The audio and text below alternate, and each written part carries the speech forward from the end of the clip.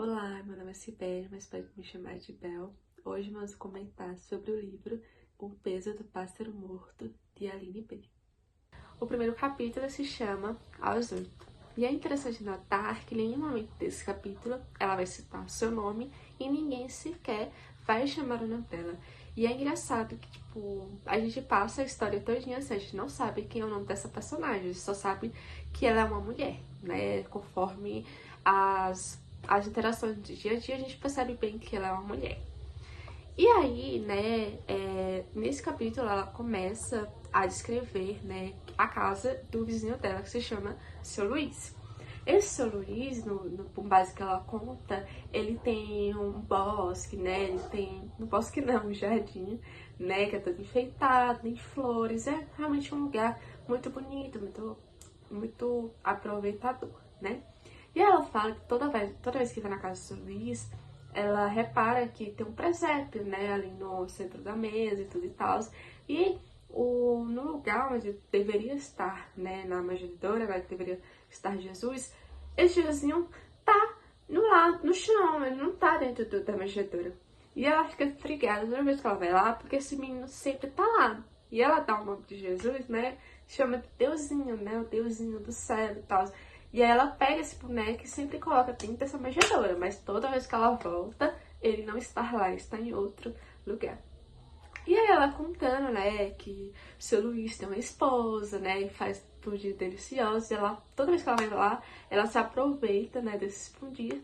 E aí a gente percebe o motivo, né, de tanta frequência que ela, por que ela vai tanto pra lá, porque ela, inclusive, Seu Luiz é uma figura de admiração pra ela mesmo fala que que ela admira ele e tudo e tal, e a gente descobre que ele é um pensador, né, um benzadeiro, né, e aí toda vez que ela tá doente, tá sentindo alguma coisa, ela sempre vai lá, que o Luiz faz a reza, né, benze a menina e tudo e tal, né, e livra das dores. E o impressionante é que né, ela se cura alguns dias depois, então tudo certo. Então uma relação ali de amizade, né, barra,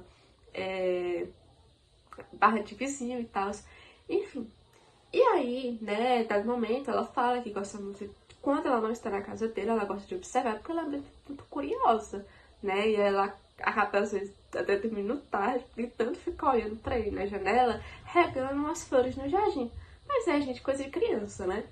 E aí, no dia seguinte, ela tem uma prova de matemática, o pai dela fica fazendo perguntas pra ela, tipo assim, não sei o que, não sei o que. Aí ela, então nem aí, o que eu queria mesmo era comer sucrilhos e usar óculos escuros que nem Seu Luiz, porque Seu Luiz, ele usa um óculos, né? Ela fica, mas eu não queria fazer nada nessa vida, eu só queria ficar brincando e comer sucrilhos e usar um óculos.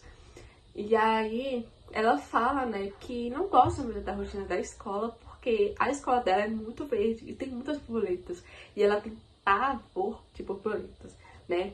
E aí ela conta, né, sobre a escola, a estrutura da escola, e que ela tem uma amiga chamada Carla. Carla, ela é bem inteligente em matemática, ela gosta de frisar que a Carla é inteligente, mas ela fica fazendo umas brincadeiras meio besta com borboleta, né, porque ela gosta de imitar a borboleta, enfim, gente, coisa de criança.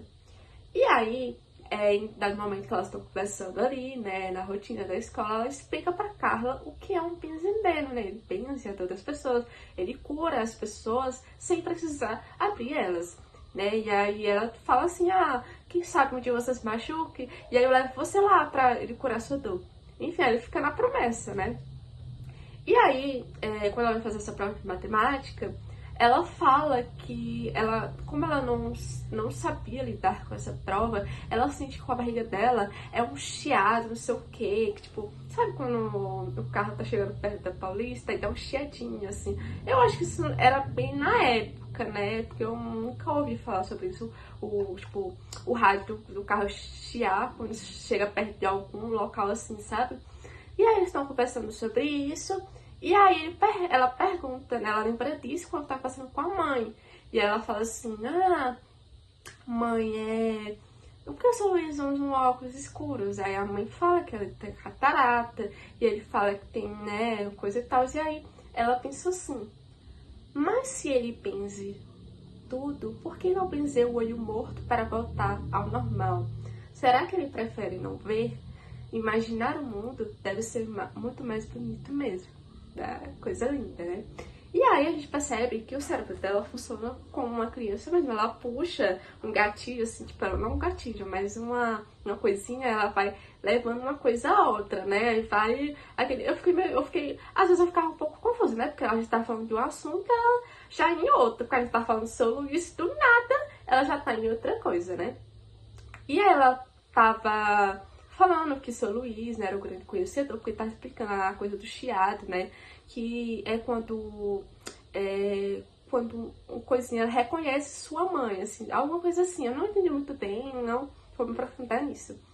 E aí, ela fala, né, que São Luís é um bem conhecedor de todas as árvores, e ela fala, né, que na escola dela tem muitos pinheiros, né, porque o pinheiro tem alguma coisa relacionada ao saber de todas as coisas, né, como São Luís sabe. E aí, ela fala que no pátio da escola dela tem muitos pinheiros, e ela gosta muito de brincar com a Carla, né, de esconde-esconde. E aí, em dado momento, elas ficam assim, do nada a brincadeira começou a sair de controle, porque do nada ela tava no banheiro da escola, do nada ela tava no armáriozinho, né, daquele de limpeza, do nada ela tava na lanchonete, e ela não encontrava a Carla. Era impressionante como essas duas, elas brincavam, ficava até, era a vez que o sinal tocava, e a Carla não aparecia, tipo, tava até agora se escondendo. E aí, ela fala assim, né, que uma vez, né, brincando, ela tava procurando a Carla na portaria do colégio, e do nada a Carla morreu. Ela, tipo assim, que o texto tá bem assim, do nada a Carla morreu. E a gente percebe que, tipo, o cérebro dessa criança, ela funciona da forma como a gente percebe os traumas, né? Porque quando a gente tem traumas na infância, a gente se lembra, tipo, de recortes. Tipo, por exemplo, como no caso dela, por exemplo, ela estava na portaria do colégio, ela não encontrou a Carla e foi para a sala de aula. Aí, quando ela estava na sala de aula, o diretor chegou e explicou, a Carla morreu. Só que, pra ela, tipo assim, ela brincando, ela estava procurando a Carla na portaria do colégio e de repente ela morreu. É como se fosse os recortes dos nossos traumas. A gente nunca se lembra como ela chegou na sala de aula. Ela só lembra que a Carla morreu, ela vai direto no ponto, né? É assim que os nossos traumas, eles vão se conectando. E aí, ela disse que a Carla, né, tinha tirado 9 na prova de matemática, né, aquela que elas tinham feito, e não sabia. E aí ela falando assim, né, coisa de imagem fértil de imaginação fértil de uma criança, ela falando assim, que o cano da parede, né, do banheiro chorou, ou no caso, estourou. E aí é como se a parede estivesse chorando, porque nem daquele banheiro era onde ela ficava cortando o cabelo, né, pra brincar de borboleta com a amiga dela. E aí, quando ela perguntou pros adultos, né, o que significava morrer, porque ela tava muito nova, ela não sabia o que era morrer, definitivamente, de fato. E aí, uma vez ela perguntou, né, pra esses adultos, e aí ninguém soube explicar. Então só ouviu dizer que o cachorro do vizinho era o tigre. Aí a gente já percebe aqui que a Carla morreu, provavelmente, tipo, de que algum cachorro pegou ela, e ela deve ter, não sei, ela deve estar acontecendo alguma coisa. Ou o cachorro mordeu que matou ela, ou que ela tenha falecido por circunstância, tipo assim, deve ter tido um ataque de pânico, algum tipo. E aí, ela pensou que um dia, né, na imaginação fértil de uma criança, que a Carla ia parar de morrer, né, e aí ia voltar pra ser amiga dela, pra elas brincarem. E aí ela procurava em todo canto, até na cozinha, na sala, e aí ela se cansou e perguntou pra mãe dela, mamãe, o que é morrer? E aí ela tava fritando, né, o bife pro almoço, e ela fala, o bife. Aí a mãe dela fala assim, é morrer, porque morrer é não poder mais escolher o que farão com a sua carne. Quando estamos vivos, muitas vezes também não escolhemos, mas tentamos. E aí, quando terminou o almoço, né, a mãe dela estava nos pratos ali, ela correu escondida para casa de seu Luís e perguntou quando a Carla voltaria. Aí ele vai responder assim, ela não volta. Quer dizer, ela só volta dentro de nós toda vez que alguém pensar nela. Fora, nunca mais. E aí ela perguntou, né, o porquê as pessoas morrem. E ele falou, né, todo mundo morre, até um peixe morre, né, pra que serve o nosso prato e tal. E aí depois ela perguntou a causa da morte dela. Aí o seu Luiz responde que a Carla morreu de cachorro, que a Carla era muito curiosa, queria entender o porquê da placa escrito cão bravo, se era verdade, né? Aí ela foi ver se o cachorro era isso mesmo, e aí o cachorro dela puxou ela do muro e ela caiu. A menina pergunta, ela foi desmontada? Aí ele fala que sim. Aí ela fala, ah, então é só pegar a Carla e montá-la de novo, aí quem sabe ela volta à vida. Aí ele falou que é uma pena, que mesmo que ele fizesse isso, não ia dar certo, porque ele não sabe, tipo assim, é aquela pessoa assim, que ele poderia curar, né, e fazer ela voltar à vida. Só que o seu Luiz responde que não, né, que é uma pena, porque não sabe fazer pra morte parar. E aí, na volta pra casa, né, ela desatenta e tudo e tal, atravessando pra ir pra casa dela, ela quase foi atropelada. Então aí ela desabou no choro, né, que finalmente parece que caiu a ficha, que ela sabia o que era morrer. E aí ela disse que a mãe dela, né, fez um carinho nela e tudo e tal. E nesse dia o carinho dela tava bem esquisito, porque naquele dia ela descobriu o que era morrer, né, dado esse acidente. Quase acidente, na verdade. E aí ela explicando, né, como é que a Carla tava, né, e tal, se a alma dela tinha se pendurado no muro, né, já que ela morreu ali caindo daquele muro, e a mãe dela te explicando, né, que ela foi enterrada. Aí ela perguntou, ela tá, então a alma dela tá enterrada, mas ela disse não, que o corpo está guardado, mas a alma está nos céus, né. E aí, quando deu ano novo, né, passados só alguns meses, tudo e tal, na morte dessa menina da Carla, ela se muda de escola, por conta que toda vez que ela ia pra escola, ela se lembrava. Então, tipo, os pais dela perceberam que ela tava ficando meio adoecida, porque ela tava sentindo muita falta da amiga. Então, acharam que se mudasse ela de escola, talvez ia melhorar. E aí, dentro dessa nova escola, ela começaram a fazer bullying com a coitada, né, dizendo que, comparando com outra menina que chamava Ana, que era bonita. Então toda vez ela ficava, ai meu Deus, a Ana tem cabelo igual a mim, não sei o que, não sei o que. Nós somos parecidos assim, eu não entendo essas pessoas, né? Enfim, gente, é criança, né? A gente pensa que é criança, né? Mas a gente vai... Inclusive vai ter um momento aqui nesse livro, né, mais tarde, que a gente vai pensar, será que é criança mesmo? Vamos ficar em dúvida. E aí, ela teve uma vez que ela comprou um sapato igual dessa menina, dessa Ana. E aí ela falou, não, vamos ficar igual, tal, radical, coisa de criança, né, gente? Vamos comprar um sapato igual da menina, mas isso não significa que é inveja, talvez seria por admiração, né? Agora a pessoa acha o sapato bonito, vou comprar igual. Aí as crianças maldosas, né, riram do sapato dela, falando que era uma cópia, que tava imitando a Ana, que não sei o quê. Aí fizeram uma rota, assim, é cópia, invejosa. Aí depois chamaram ela de feia também, né, já que falava ela feia. E ela pensou, pela primeira vez, será que ela ia morrer igual a Carla? E aí ela ficou molhada, né, nas partes de baixo, né, porque ela ficou com medo, né, enfim. E aí a professora pegou ela e tal, levou pra secretaria, e ela só pensava na Carla, ela só pensava em chorar, né, ela sentia a saudade da Carla. E aí, né, dado, né, nessa convivência, nesse colégio novo, as notas delas não estavam muito boas, porque ela ficava sonhando com os países existentes, ela ficava toda hora vendo o mapa, eu quero ir pra África, eu quero ir pra tal lugar, pipapó.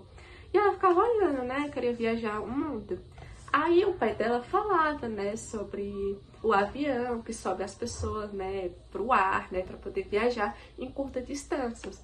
Só que ela pensa que o avião é Deus, né? Então ela fala que, quando eu crescer, eu quero trabalhar no Deus, entendeu? Quero trabalhar nele, né? Porque ela pensa, tipo assim, ela relacionou a ideia de que Deus leva as pessoas pro céu com um avião. Então ela fica imaginando, meu Deus, eu quero trabalhar no Deus, né?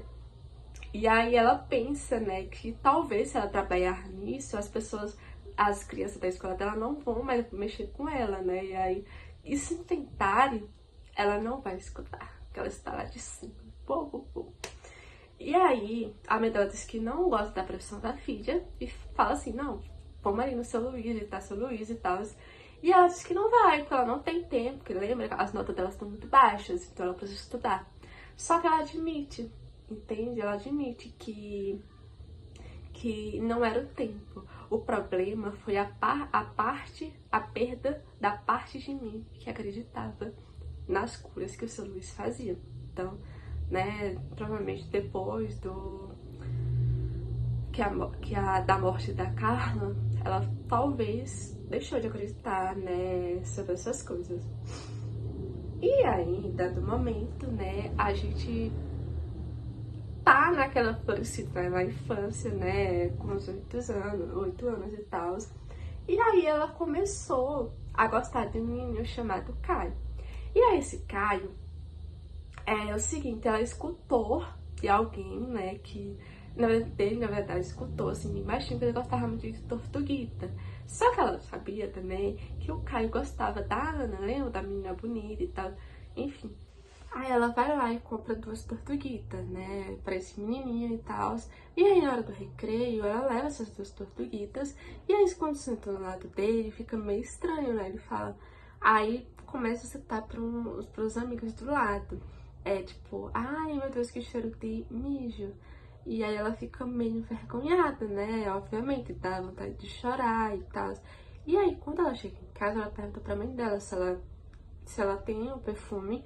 Mas a mãe diz que criança não usa perfume, né? Então, criança tem que usar sabonete. Então, ela vai tomar banho e tudo e tal.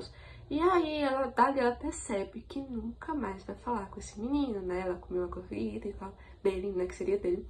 E aí, ela percebe que nunca mais ela ia falar com esse menino, véi. Enfim, lascar. E aí, passando os dias, né? Ela diz que tá sentindo muita saudade da Carla. E aí ela vai no seu Luiz, e o seu Luiz fala que se ela tá sentindo muita falta, é para que ela envie uma carta para a Carla. Mesmo que ela não veja, pelo menos ela vai escutar ali do céu, né? Mas mesmo que não tenha resposta, valeria a pena escrever uma carta. Então aí ela escreve, né, a carta, que ela fala assim: Carla, você deveria ter me avisado. Sumir para não ver assim foi como brincar de esconde-esconde para sempre. Fez nascer um buraco em mim. Lembra do vulcão da aula de geografia? Então, é assim que eu me sinto, mas sem o fogo, porque não é quente ficar sem você. Algo em mim congelou. Você será sempre minha menina favorita no mundo, mesmo quando eu crescer e conhecer outras meninas.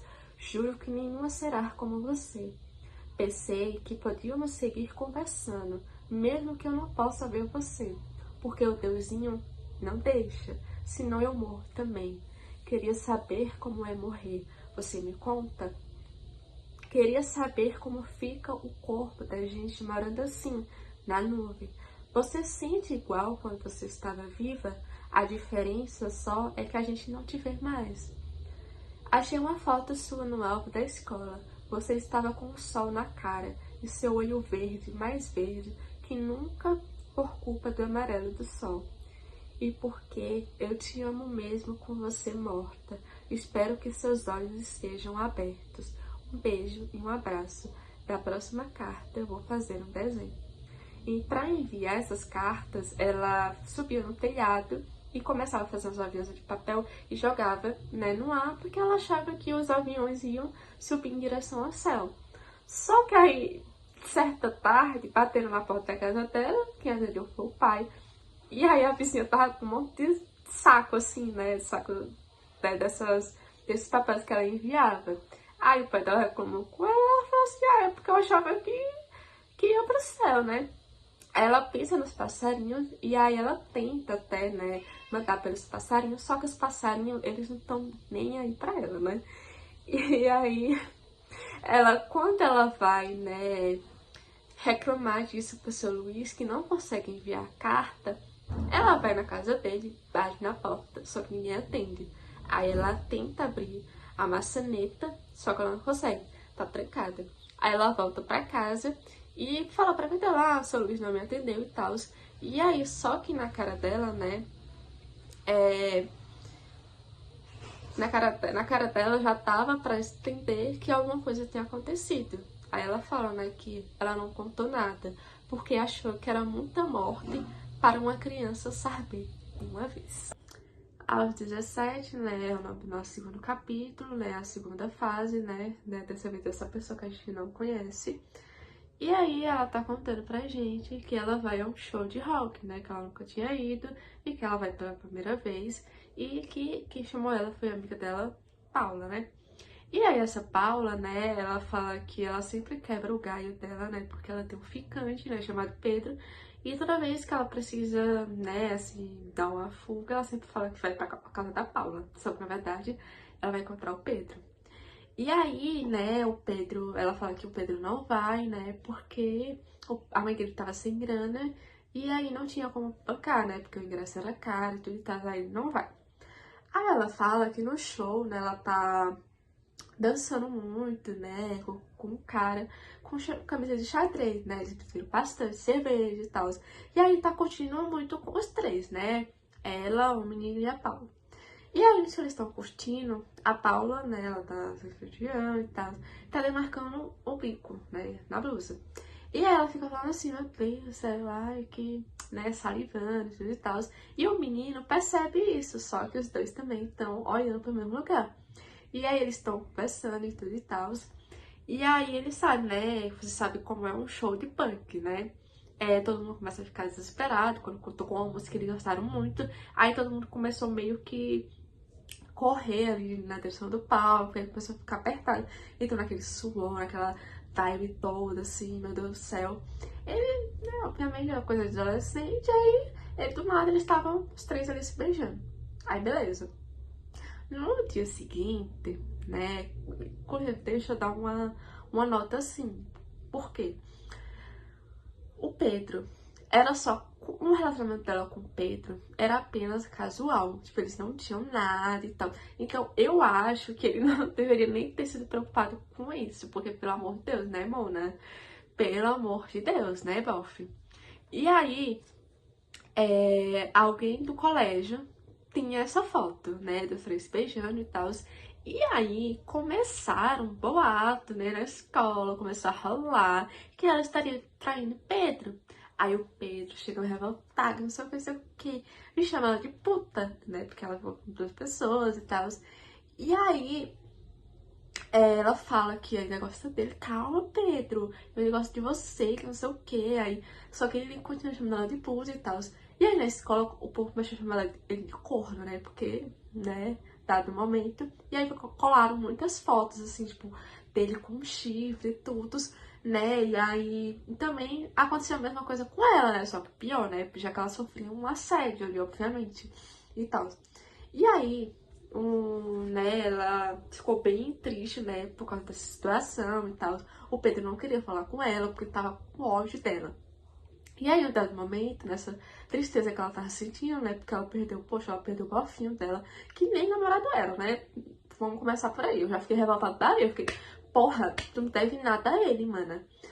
E aí, era sexta-feira, os pais saíram, né, perguntaram se ela queria sair pra rua tomar comer uma pizza e tudo e tal. Só que ela falou assim, ai não, vão vocês e tal, curtiu o momento de casal. Ai meu Deus, será que o Pedro tá vindo aqui, né, pra gente reconciliar e tal. Ela tava criando vários argumentos na cabeça dela pra dizer pro Pedro, né. Só que quando ela abriu a porta, ele tava com uma faca. E aí ele pegou e colou essa faca no pescoço dela e tal, só que ela não conseguiu gritar, porque ela tava em choque e tal. E aí ele deu um chute no estômago dela, ela caiu. E ele veio por cima. E aí rasgou o vestido. E vocês podem imaginar, tipo, no livro, essa cena, eu considero essa cena uma das mais pesadas que eu já vi na minha vida. Porque a autora, eu acho que ela, quando ela, né, começa a mostrar toda a cena, eu fico pasbacada, eu fico chocada, tipo, a forma como é escrita, né, e é indescritível, essa cena é muito horrível. Aí depois que ele fez tudo aquilo com ela, né, ele vai embora e tal, a gente vê os pensamentos dela, o que é que ela tá pensando. E eu acho que não tem palavras, né, pra explicar o quão descritiva, tipo assim, não sei como explicar como foi minha reação no momento que eu desci pro outro capítulo, né, e eu li aos 18. E aí, na primeira frase já tinha, é um menino, o médico disse. Então, como consequência, né, daquele dia, né, infelizmente veio a ter, né, um menino, né, que eu acho que uma circunstância tão, né, eu acho que o menino veio uma circunstância tão ruim, né. E aí, a personagem, né, quando ela tá recebendo o menino, quando dá o menino pra ela fala que é doloroso ver que um bebê que ainda não sabe das coisas do mundo, né, que ainda não sabe o que é ser um menino, mas, tipo, ela explica que não é da parte física, mas da outra parte. Qual outra parte? Que fala sobre, abre aspas, né, fala sobre as mulheres que são abusadas nas travesseiras e nos viadutos, que não estão no livro de história, né? Isso que ele deveria saber, né? Ela quer contar tudo para ele, né? Ela diz que tem uma necessidade muito grande de contar todas as coisas tristes que acontecem, né, nesse universo, mas que é preciso contar as coisas muito devagar, visto que precisa contar as canções de Niná e tal, até chegar a dado momento, ela precisar explicar tudo e provavelmente contar tudo que aconteceu com ela, né? Que, enfim, que viveu até ele, né? E ela começa a enumerar várias coisas do dia a dia. E aí chega uma parte pra mim, né? Toca o meu coração, né? Que, abre aspas, é preciso contar pra ele que bebês também morrem. O caixão é sempre branco. Ainda assim, quando um bebê nasce, uma flor brota no peito e sai pelo leite da mãe. É assim que os bebês crescem, se alimentando dessa flor invisível. Algumas pessoas chamam ela de amor. Procurei a tal no meu peito descampado por 9 meses e depois no hospital. Aí ela fala que as enfermeiras, né, quando ela conta isso para as enfermeiras, elas primeiro dizem, não, isso é tristeza pós-parto, né, devido ao que você passou e tal. Eu acho que é estressante, né, você ter uma criança e tal. Então isso vai melhorando. E ela fala que passaram-se anos, mas que ela procurou em todos os cantos, na cozinha, na sala, mas nunca achou essa tal flor. Aí, né, chegou no próximo capítulo, né, que é os 28. Aí ela fala, né, que o filho dela, né, já cresceu e tal, tem 9 anos, barra 10 anos. E aí ela diz que ele fica, né, com a Betty, né, ela já fala um pouco dessa Betty, e que ela, né, a nossa protagonista, ela trabalha em um escritório de advocacia, ela trabalha em prédio de vários andares e tal, no meio de tantos, né, naquela cidade e tal, cidade grande, né. E que a vida, né, ela acontece, né, de maneira monótona, né, nessa correria. Porque muitas pessoas indo e vindo, é como se as pessoas fossem uns robôs, né, pra ela é isso que acontece. E aí ela recepciona tudo, ela anota tudo, ou seja, ela é uma secretária, né, provavelmente do chefe, né, dela e tal. E aí ela diz que é um saco, né, mas ela precisa desse trabalho, porque ela tem vantagem, tipo, sair mais cedo. Ela diz que vai na frente do chefe dela, tipo, é uma coisinha que ela meio que faz umas coisas obscenas pro chefe dela, e aí ele deixa ela sair mais cedo e tal. Ela disse que é bom, né? Ela disse que passa por isso porque ele paga bem. Então ela não reclamava. E aí ela disse que tinha um bocado de gente, né, terminando mestrado nessa época, nos 28 anos. Disse que faz 10 anos depois, né, que terminou o ensino médio e tudo mais. E que a Paula, né, lembra daquela amiga que ela beijou lá na festa e tal, ela tá trabalhando na China, né, porque ela é engenheira civil, e a empresa mandou ela pra lá e tal, né, isso que a mãe dela tá contando isso pra ela. E aí ela fala assim, manda beijo da Paula e tal. Só que ela fala que ela não tem coragem de contar, tipo assim, ela não tem vontade de conversar com a amiga dela por conta, né, daquele dia que aconteceu com o Pedro e tudo e tal. Então ela fica meio com receio, né, porque ela fala pra gente, né, que não contou nem pros pais dela, né, que isso tinha acontecido e tal. Ela teve um menino e ela nunca contou pra ninguém, praticamente. E aí ela fala, né, que ela pensa na Carla também, né, e pensa também no que ela teria sido, né, se não tivesse acontecido isso, e talvez ela seria aeromoça, mas que ela estava um caco para isso, que ela tá ficando muito velha, que ela já tinha rugas, que não sei o quê. E aí, que graças a Betty, ela não está tão no fundo do poço quanto ela tá, né, nas palavras dela. E aí ela fala que a Betty sempre ajudou com o menino, né, desde muito pequenininho e tal. Ela é uma velha solitária, que os filhos deixam ela lá e tal. Só aparece quando ela tá doente. Então ela agracia muito, né, que a Betty ajuda tanto eles.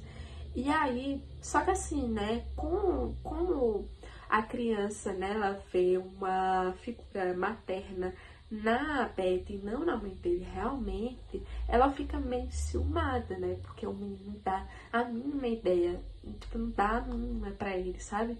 E aí, acredito porque eles não convivem muito, né, porque ela passa o dia todo trabalhando e tal, ele convive mais com a Betty. E aí, ela disse que quando ela tá sozinha, né, ela tem pensamentos intrusivos e poucos reflexivos, né? E provavelmente ela está adoecendo, né, por causa desses pensamentos, mas ela tem que continuar a vida dela, né? Ela tem que trabalhar e tudo e tal. Então os dias se seguem. O Lucas continua sendo uma criança normal, né? Ele sai com os amigos, se diverte e tal. Só que um dia, a vizinha, né, meio com toda brincadeira, pega e fala assim, que os amigos dele estavam pegando, tipo, ele e os amigos dele ganharam um estilingue. Aí com esse estilingue, ele fica tacando pedra e matando os coitados passarinhos. E aí, quando os passarinhos, né, ela relata, tipo assim, quando estão no chão, né, com sangue e tudo, eles pegam esses passarinhos e levam pra fazer um funeral. E aí a vizinha fica tipo, não, mas que isso é coisa de criança, né? Só que ela fica revoltada, porque ela fica tipo assim, meu Deus, isso não é coisa de criança nem a pau. Aí quando ela vai conversar com isso com a Beth disse que não sabia dessas coisas. E aí ela chama o menino, né? Ela fala assim, que ele tava com fone de ouvido, né? Coisa de, tipo de adolescente e tal. E aí ela fala que ela tirou, né, os fones de ouvido. Aí o menino, o garoto falou assim, que foi? Tipo, meio debochado. Aí ela pega e ela pega e dá um tapa duro na cara dele, sabe? Tipo, e por conta disso, o menino nunca mais olhou na cara dela. E ela fala, tipo assim, que ela só fez isso porque ela achou que o menino dela tava virando uma criança ruim. Porque na justificativa dela, que ela, tipo assim, toda essa coisa que ele fez com os amigos dele, isso reflete muito no pai dele, sabe? Tipo, poderia ser o gênio ruim do pai dele. Porque a gente pensa que é uma coisa inofensiva, mas é assim que na perspectiva dela, ela diz que é assim que começa, né? Que onde nasce os mais fortes, que abusam dos mais fracos, né? E aí, enfim, fica esse climão de merda, né? Aí fecha o capítulo. Aí se passam uns anos, né? Uns 9, 10 anos, ela tá com 37, né? Ela tá dirigindo para outra cidade, ela comenta que ela e o Lucas, quando moravam juntos, né, era uma coisa superficial, então a gente sabe que agora ele tá provavelmente na faculdade. E aí, ela fala também que a Beth veio a falecer e tal, e que o menino, né, o Lucas, ele ficou muito abalado, que não sei o quê, que no dia ele chorou por duas coisas, mas na verdade três, que era o amor, entendeu? Que, enfim, aí ficou um climãozinho assim. E aí, ela fala, né, que a Beth foi mais presente emocionalmente, né, na vida dele do que ela, né, que a mãe, né, não foi tão presente na vida dele e agora ele já estava um adulto. Aí ela fala que era mais, depois que a Beth morreu, era mais difícil conversar com ele, né, porque a Beth era um elo entre eles, sabe? E depois que ela morreu, esse elo desapareceu. E aí ela fala que eles, quando ele foi embora, parecia que eles estavam aliviados, sabe? Que eles não precisavam ficar toda hora fingindo um pro outro que eles se davam bem, que eles eram uma relação bonita entre mãe e filho. Então ela fala que quando o Lucas, né, foi pra faculdade e tal, ele contava as coisas, só que do nada ele parou de mandar mensagem, porque ele disse que ficou conhecendo uma menina. E aí ficou, tipo, vários meses. Passou um, passou dois, passou 11 meses. E ele não, tipo assim, não falava com ela, tá? Ela também não mandava mensagem, né? Mas, enfim. Só que ela fala, né, que continuava depositando dinheiro pra República e pra pagar as contas da casa e tal. E também, enfim. Ele passou na Universidade de Ouro Preto, né? Eu não sei qual é, mas foi nessa cidade aí, de Ouro Preto. E aí, em uma noite, né? Ela falou que foi uma quarta-feira e tudo e tal, depois de 11 meses sem se falar, ele ligou pra ela, disse que ele tava namorando e tal, ele falou meio rindo, meio sério, mas que ela deveria visitar Ouro Preto, né? Onde ele tava e tal. Porque, de certa forma, eu acho que ele ali tava tentando chamar um pouquinho, tipo assim, chamar um pouquinho de atenção da mãe, né? Não, poxa, você é minha namorada e tudo e tal. Talvez, assim, nossa relação melhore um pouco, né? Foi isso que eu imaginei. Aí ela disse que nessa época ela tava um pouquinho magra, né? Porque por depois que a Betty morreu, né? Ela não comeu mais as comidas da Betty, então ela só comia qualquer porcaria. E aí, quando ela era na casa dos pais, ela também comia na casa dos pais dela, né? Os pais delas ainda são vivos. E depois ela se cansou de ir pra lá, só pegava uns doces e ficava intocada no sofá da casa, né? E ela perguntava, né, como é que o Lucas estava, tipo, se eles iriam brigar, né? Ou se eles iam ficar quietos, como eles sempre fizeram, né? Quando ela chegasse em Ouro Preto. E aí, de tanto pensar em Lucas, também ela tem umas reflexões sobre o Pedro, né? Porque ela fala todas as vezes que vê o Pedro no Lucas e tudo e tal. Então isso acaba mexendo muito com o psicológico dela e tudo e tal. E aí ela fala que teve medo, né? De agora, né? De encontrar o filho e não reconhecer. E aí ela lembra uma vez que ele perguntou do pai, né? E ela sempre conta a mesma história, né? Que ele tinha nascido numa noite de um verão, né? E que mais tinha a lua bem bonita no céu, não senti medo. Só ela cantava uma musiquinha, né? Toda bonitinha. Mas depois que ele cresceu, ele perguntava mais. E aí ela fala que ela queria contar pra ele como aconteceu, né? Ou, tipo assim, o que aconteceu, aconteceu. Ou que ela fez sexo, os pais dela assumiu o filho e o pai sumiu no mundo. Aí ela fala isso assim no livro, né? Entre aspas. Seu pai sumiu do mapa. Fugiu para um tamanho de longe que nunca mais ninguém ouviu falar o nome dele. Espero que sinceramente esteja morto e que a morte tenha lhe doído de detalhes, ainda que ele esteja vivo, porque uma morte metafísica pode ser ainda pior. Então eu desejo para ele o pior. Tenho rancor e te olhar é a coisa mais difícil, porque você, Lucas, é a cara do Pedro. Tem o olho do Pedro, a boca, o cabelo, o jeito de andar, e te ver acordando, te ver passar por mim na cozinha, é reviver aquele maldito dia em segundo, diariamente, como fruto dentro da minha casa, sem saber. Só que ela disse que não conseguiu contar isso, né, que apenas escreveu uma carta, né, falando tudo isso, e jogou numa casa qualquer que tava ali pra alugar. E aí, para o Lucas, ela contou que ela e o Pedro namoraram, eles brigaram, ele saiu da cidade para fazer faculdade e nunca mais, tipo assim, nunca mais se viram mais. E ele nunca soube que ela esteve grávida. E aí depois de uns anos ela tentou procurar ele, só que ela soube que ele estava namorando com outra menina, né? Ou estava casado com outra mulher, na verdade, e que ele trabalhava na empresa do pai dessa menina. Então ela deixou pra lá, né? Disse que poderia estragar a vida dele. E depois de um certo dia, o pai dele sofreu um acidente. E aí, enfim.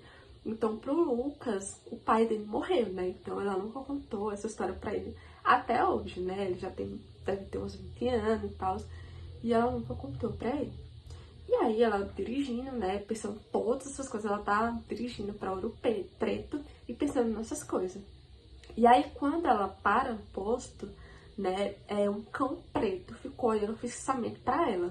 E aí ela oferece um lanche a ele e o cara, né, fica abastecendo, fala, ai, pode morder, cuidado, né, dona? Só que ela lembrou de Carla, né? Quando ela, né, da menina lá que morreu. E aí ela fala assim, não, será que essa experiência de morrer, não sei o quê? Aí ela pega o lanche, aí vai toda assim, né? Toda cheia de expectativa, porque ela pensa, meu Deus, eu vou morrer. Só que ele comeu de boa, né? Aí ela viu que ele tinha um olho cor de vinho, né? Um fofo, uma coisa muito linda. E aí fez um carinho nele e ficou ali toda hora com ele. Aí ela começou a acariciar o cachorro e tal, ele ficou amarrado na dela. E aí, quando ela fez um carinho na cabeça dele, ele fechou os olhos assim, coisa mais linda. E aí ela falou assim, não, vou levar você pra casa. Aí ela abriu a porta e botou o cachorro pra dentro. E aí, de volta às estradas, ela disse que vai retornar a São Paulo, que não vai mais pra Ouro Preto. E aí o vento vomitou no carro dela e tal, ela limpou e tal, acalmou o cachorro. E aí ela falava que faltava bastante para chegar em São Paulo, mas que ninguém além dela, dela mesma, estava esperando por ela em Minas Gerais, né? E que as férias existiam e que ninguém morreu, né? Então ela voltou para casa dela, né? Porque pra ela não ia fazer diferença nenhuma. Tipo assim, pra ela, o Pedro não fazia o mínimo da presença dela, né? Visto que da relação que eles têm, né? E aí, quando ela chegou em São Paulo, o cachorro recebeu todas as regalias, né, que ele podia receber. E aí ele soube que o veterinário fala que provavelmente ele era bem feinho, né? E aí ele chegou na casa derrubando tudo e tal. Isso é uma graça, assim, né? Pra ela, era uma alegria ter um cachorro, porque pela primeira vez ela tá assistindo alguma coisa. E aí ela fala assim, né, que tudo bem que ele quebrasse a casa toda, porque o encontro dele seria breve. E aí ele fala assim, né, ela cita assim, né, porque no tempo da minha memória somos para sempre. Não existe morrer dentro, é como uma canção. As canções não morrem nunca, porque elas moram dentro das pessoas que gostam dela.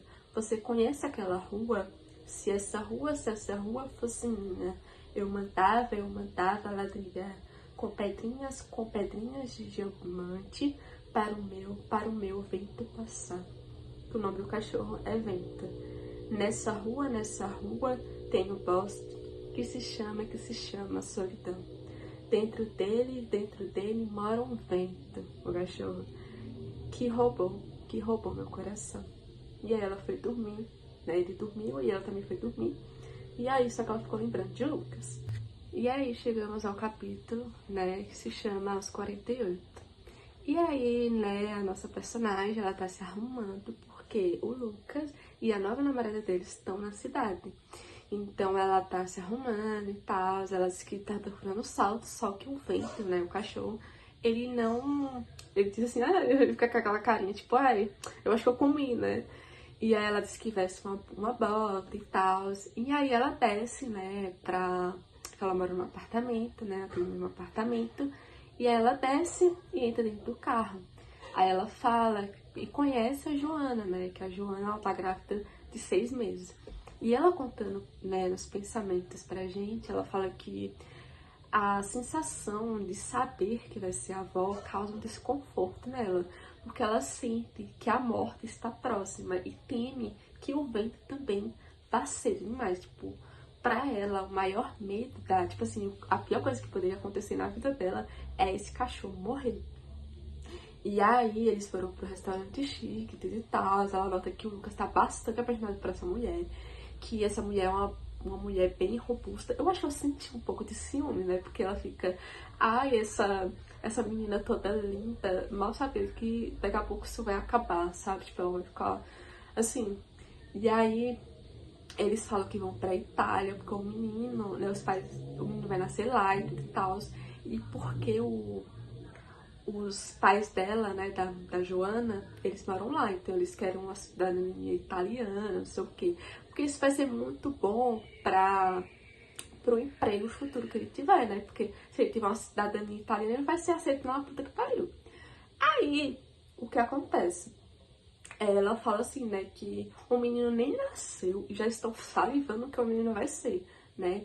E que os pais, né, dessa época, né, só pensavam no trabalho do que no ser, né, de ser humano, quer que você, tipo assim, ser, tipo, não no trabalho, mas no ser como você é. E aí, quando a comida chegou, ela só pensava no quanto ela ficava, tipo, desconfortável perto ali dos dois. Ela, tipo, ela não se sentia, tipo... Porque ela já tinha uma péssima relação com o filho dela, né? Então, com a namorada dele, piorou ainda, entendeu? E aí ela fala assim, meu Deus, eu queria estar na minha casa, eu queria estar... Era comendo alguma coisa no sofá com um vento. Toda hora ela tava desse cachorro. E aí, ela... percebe que no ar, tipo, tá tocando jazz, né? E aí uma bandinha que tem ali. E ela fala assim, não, vamos dançar, né? E ela chama o filho disse que não vai, né? Ai, meu Deus do céu. Porque ela fala que ele sempre fez isso, né? Que ele não queria. A Joana fala, não, vai lá dançar com tua mãe. Aí ele vai. E aí ela fala que eles começam a conversar e tal, que ela confessa pra ele que ela tá com muito medo de perder ele.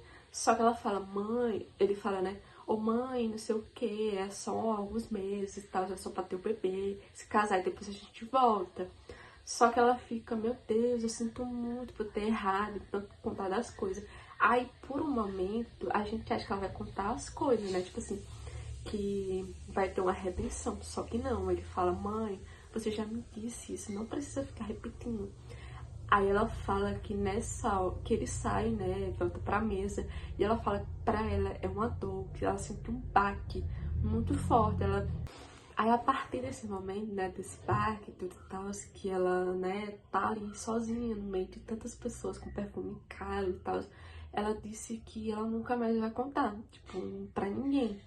E aí ela fala assim, né, que nada justifica a ausência que ela, tipo, que ela deu, né, no menino, a infância toda, porque foi ela quem quis ter o filho, né, que ela poderia ter abortado, mas ela quis ter o filho. E aí que ela deveria ter vivido a decisão ao invés de ficar procurando o resto de Pedro nos olhos de Lucas, resto da noite que ela nunca foi comer pistas, resto dos sonhos de ser a aeromoça, de conhecer o mundo, e que não deu tempo de ser nada, além de ser uma secretária mediana, e que ela também não foi mãe. E a Betty tinha sido por anos. Depois, a vida. E agora era a Joana, a namorada dele. Então ela fala assim, que ele não precisava mais dela, e nem ela do filho que ela não matou. Gente, essa parte eu fico assim, meu Deus, caraca, ela passa por uns mal invocados. Só que assim, eu acho que se o Lucas tivesse dado uma atenção maior, não tô dizendo assim que a culpa é sempre, tipo assim, eu não tô dizendo que ela é a vítima. Eu acho que nessa história os dois são a vítima. E faltou diálogo, sabe?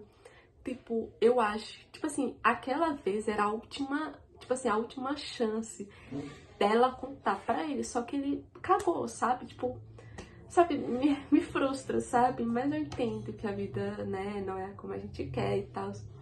Enfim, aí ela volta pra mesa, né? Ela ficou calada, né? O resto da noite ela ficava só assim, não, sim, não. E aí depois eles deixam ela em casa, ela disse que não convidou ninguém pra subir o apartamento dela e que eles também não fizeram questão, né? E só foram embora, né? E tudo e tal.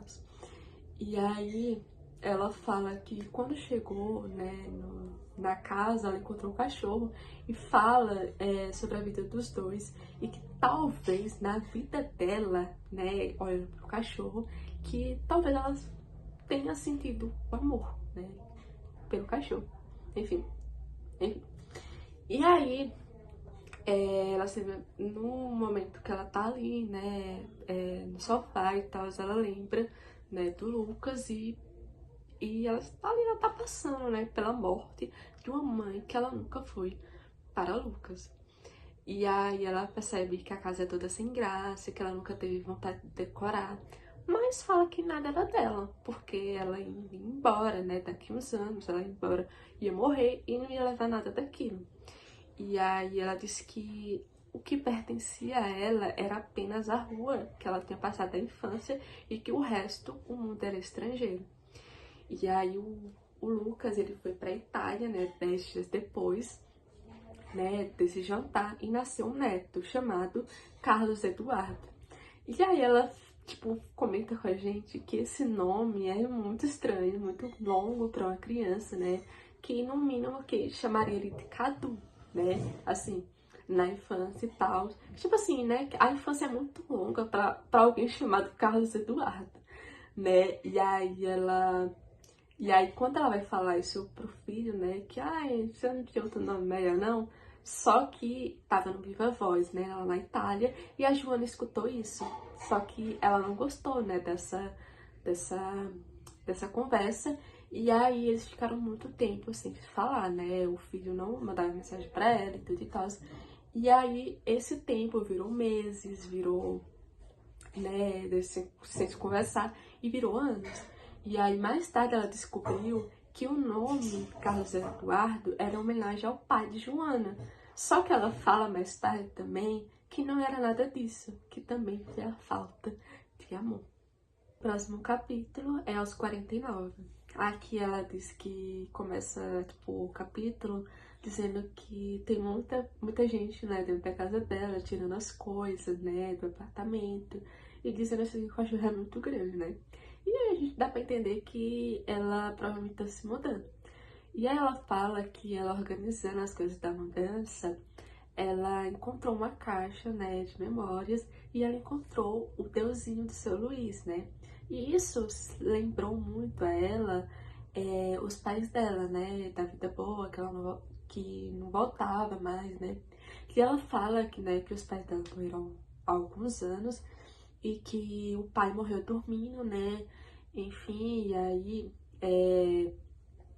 a mãe dela também eventualmente acabou falecendo 4 meses depois, e os médicos falam que ela provavelmente morreu de tristeza, né? E no enterro, assim, o padre fala que casais, né, que vivem juntos pela vida toda, normalmente quando a morte os separa, eles não conseguem viver, né? Tipo, não conseguem viver um sem o outro, né? E aí, a mãe dela foi enterrada junto com o pai, junto com o santo, dentro de uma igreja, né? Lá de São Paulo, né? Eu esqueci o nome da cidade, gente, é São Paulo, eles moram em São Paulo.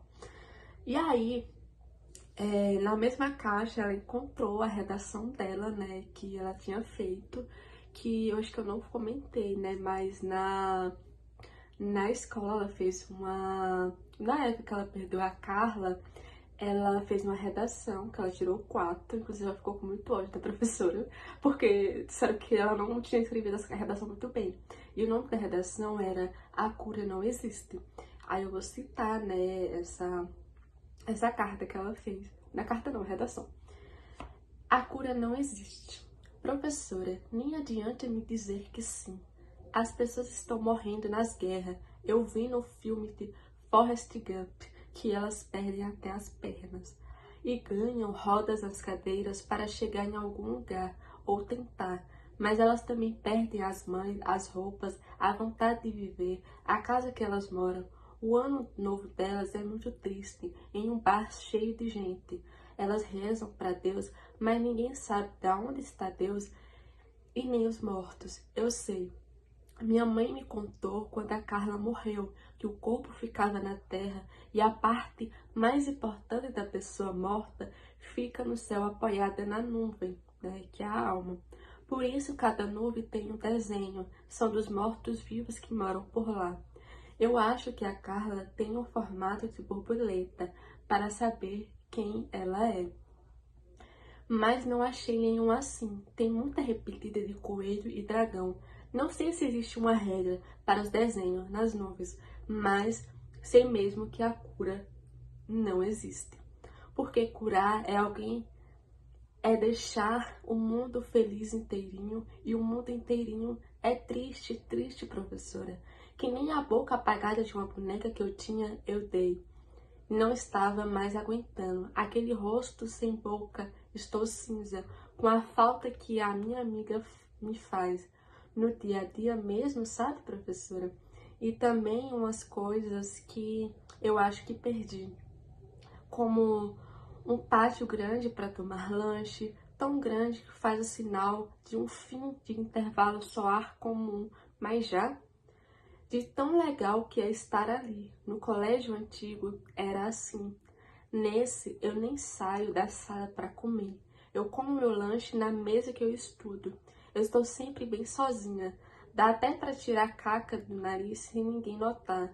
Também perdi o deusinho do seu Luiz, depois que a gente brigou, meio entre aspas, porque a gente não brigou de brigar ou lutar. Foi uma briga silenciosa e secreta, bem de minha parte. Dado seu Luiz, acho que não. Ele é um homem de Deus. Também não sinto mais frio na barriga para atravessar a rua. Atravesso normal e não sinto nada. Quase não sinto nada, além da saudade, professora. Provavelmente esse frio na barriga foi quando ela sentiu, quando ela ia atravessar a rua e aí o carro quase atropelou ela. Eu acho que ela, tipo, ela não sente mais medo, tanto medo da morte, que ela, né, ela precisa, ela quer estar, né, no céu junto com as pessoas que ela tanto gostava, né? E aí, depois dessa carta, né, ela, enfim, pacota tudo e ela pega o bonequinho, né, leva com ela e tal. E ela diz que muda pra uma casa, né, uma casa velha. E foi ela, a mudança e o vento, né, o cachorro. E ela fica imaginando uma nova vida, né, finalmente ela vai ter uma vida. E fica pensando nos amigos que ela faria, né? Como ela acordaria cedo, passaria um café e faria muitas coisas durante o dia. Então, pra ela agora, a morte, ela morreria, né? Sem ranço do tanto que gostou dela, né? E aí, né, quando ela entra dentro da casa, ela percebe que a carta, lembra da carta que ela disse que escreveu, né, que contou tudo o que tinha acontecido com ela, que ela provavelmente contaria pro filho dela? Então, a carta estava no mesmo lugar, né? Ela alugou a casa onde ela deixou essa carta. E aí ela fala que a casa é uma casa muito gigante, que ela tem poucos móveis, né? E quando ela montou todos os móveis, a casa ficou mais gigante ainda e pintou a casa de um azul tranquila e ficava observando os beija-flor, né? Que eles pareciam as borboletas, mas ela fala que observava de longe, porque para ela é como se a Carla ainda tivesse com ela ali, de qualquer forma. Esse capítulo agora, né, é aos 50, né, 2 anos depois, ela fala que ela tá se adaptando, né, essa nova vida, que essa vida é muito boa, que ela vive tranquilamente nessa casa, né, que o vento corre muito por essa casa, por ela ser gigante, né, e a casa ainda continua sem móveis, né? Porque ela gosta ela respeita a ornamentação da casa, né? E tal. Diz que é tranquilo, né? E aí comprou várias mudas de planta, né? E tal. E plantou lá no jardim, né? Dessa casa. E ela disse que a casa estava ficando com um cheiro de flores igual ao do seu Luiz, né? Da infância dela. E ela disse que trocou a televisão dela por uma vitrola e que ela fica vendo como ela vai dançando, né, pela casa, tipo, é como se a vitrola saísse a cifra da música, assim, ela fica seguindo ela fica imaginando como essa vida ela é muito boa, né, e ela parece ser muito feliz, assim, acho que pela primeira vez na vida dela ela tá vivendo. E aí ela fala que reparava nos defeitos que a casa tinha, né, então, por ser uma casa muito velha, provavelmente precisaria de uns reparos. Era tudo esquisito, mas o esquisito, né, mais ainda, era dentro dela, porque pela primeira vez na vida dela ela não sentia medo de nada. 2 anos se passa, né, que a gente vai para outro capítulo, que é os 52. E aí ela fala, né, sobre o dia a dia dela, né, que prosseguiu sendo calmo, né. Ela fala que ela não imaginou estaria vivendo essa vida, né? Finalmente ela tava feliz. Eu falei, meu Deus, migalhas de felicidade. E aí ela fala que todo sábado tinha uma feira atrás da casa dela, né? Que ela ia de 15 em 15 dias pra repor as coisas na geladeira. E aí ela disse que... E a feira lembra muito do pai dela, né? Que eles saíam assim, né? Todo final de semana. Desculpa. Pra ir pra feira e tal. Aí ela conta várias experiências, né? Ela lembra do cheiro, quando ela tocava nas frutas e tal. Então, tipo, pra ela é uma parte que ela tá, sabe, vivendo realmente, né? Além da infância dela. E aí ela fala que andava com carrinho pra lá e pra cá, comia um pastelzinho de queijo ou carne e conversava com uma amiga idosa, né? Só que o que vai acontecer a partir de agora é muito... Gente, galera, eu falo assim, meu Deus, finalmente essa mulher tá vivendo. Aí eu pensei, não, agora ela só falta ela guiar pro filho dela e aí ele se resolve e acabou a história. E aí ela fala assim, que a vida dela mudou, né? Que ela disse que tava voltando pra casa. E aí ela viu uma bagunça, né? Na frente da casa dela, tem muita gente falando e tal. Que ela não sabia o que tinha acontecido, né? Só que quando ela foi chegando mais perto, ela só viu um rabo troncudo, né? Eu lembro que eu disse que o cachorro dela era muito grande, era gigante, era parecia acho que era um com, sei lá, era... Aí um cachorro grande, galera, preto com os olhos vinhos, entendeu? Parecia um lobo. E aí ela disse que só podia ser do vento. E aí ela disse que sentiu o coração dela virar um chumbo por dentro. O rabo estava balançando, mas o corpo estava grudado no asfalto feito de borracha. Ela chorou aberto para sentir a dor, né? Para sair a dor, na verdade, e não sabia onde estava mais o seu corpo. Ela fala que queria ter muito beijado ele antes de sair, só que ele tava dormindo tão fofinho que ela falou, não, deixa ele aí, né, pra ele não acordar e tal. E aí deixou o cachorro, né? E aí ela fala que ela... Aí ela fala que sentou no sofá, né? Ela ficou sem comer, ela não comia mais. E que o telefone, né, que ela ligava para algumas pessoas e tal, provavelmente o filho dela, eu não acho que ela tenha ficado sem falar com o filho dela por esse tempo todo, né? Então, e que a vitrola não tocava mais, né? E aí ela deixou de tomar banho, ela deixou de ir ao banheiro, era tanto que a casa cheirava a merda, porque ela não fazia, ela fazia ali mesmo no sofá, defecava no caso. E aí ela disse que pra ela o sofá virou a casa dela inteira, né? E o cheiro do vento, né, que ele sempre ficava no sofá, estava ali impregnado nela. E aí como o cachorro dela morreu, ela fica com muita raiva. E aí ela derruba o deusinho da janela, né? Que eu esqueci de falar isso, mas ela deixou o Deus. Quando ela pegou esse deusinho, né? Levou lá pra casa, ela deixou em cima da janela, né? Porque finalmente ela tá vivendo e tal. E aí o deusinho quebra. E ela fala que ela ter feito aquilo foi por conta que ela tava com muita raiva de Deus, porque ela sentia um bibelô, né? Porque ele permitia que tudo acontecesse na vida dela. Só acontecia realmente desgraça na vida dela. E aí ela fala que o cachorro não teve enterro porque só realmente tinha sobrado o rabo e o resto foi pelo asfalto, né? Ela fala que um cachorro tão grande e mesmo assim ele não sobrou nada dele, só o rabo. E aí ela disse que vomitou, né? Ela tava cochilando e aí ela vomitou, dormindo e não acordou. Porque ela tava sonhando de novo com a chegada do vento, só que dessa vez ele não estava morto. E aí isso deixou muito feliz que ela não conseguiu acordar, né? E ela tava vomitando, né? Gorfando, e ela não conseguiu acordar de tão feliz que ela tava. E aí ela fala que a morte de engasgo foi feia, né? E que os olhos estavam no sonho, né? O corpo todo estava nele, dentro do sonho. Mas uma parte do peito dela, uma estava no Lucas e a outra estava no Carlos Eduardo, né? O filho e o neto.